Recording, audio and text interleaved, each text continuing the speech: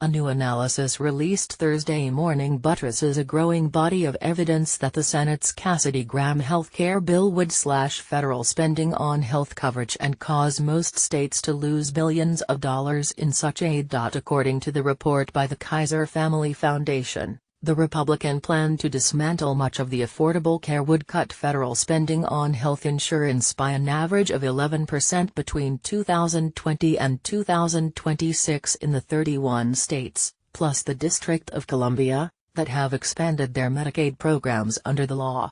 The states that have not expanded Medicaid, all but one led by Republicans, would gain an average of 12% during that period. As a result, states that kept their Medicaid programs small would receive an extra $73 billion, while the federal money to the Medicaid expansion states would be cut a total of $180 billion.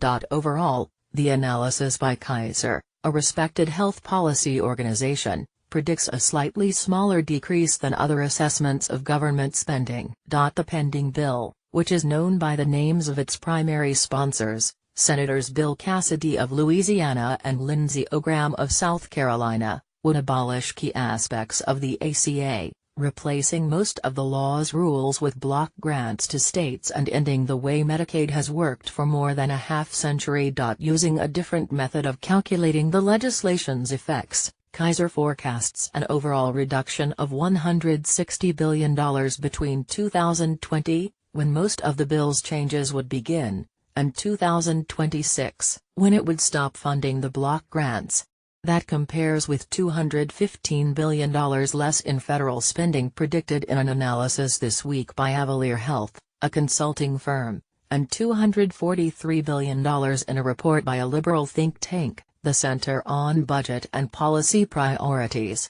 All three analyses show that, no matter whether Congress renewed spending for the block grants after 2026, federal aid for Medicaid would plummet across the country because the program's entitlement funding would be replaced with a per-person cap. And over time, annual increases under that new method would tighten. Such independent assessments are significant as the bill hurtles toward an expected vote next week, so quickly that the Congressional Budget Office is still working on even a rudimentary official forecast. Some worried states, including those with senators whose support for the Cassidy-Graham plan will be crucial for its passage, are doing their own assessments of the legislation's impact. Alaska's conclusions are expected to be completed on Thursday.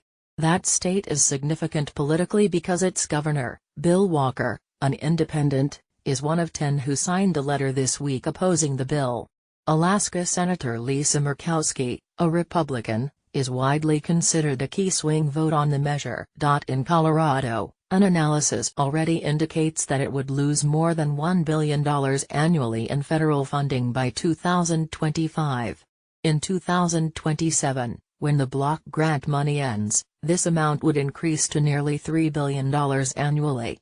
At least 300,000 Coloradans would lose their Medicaid coverage starting in 2021 as a consequence, state officials expect. By 2026, the number would hit 350,000 and then keep climbing. Kaiser had hoped to produce estimates of the plan's effects on the number of Americans with insurance coverage, but President Drew Altman said that it proved too difficult to predict what health policies each state would adopt to use its block grant. Juliet Eilperin contributed to this report.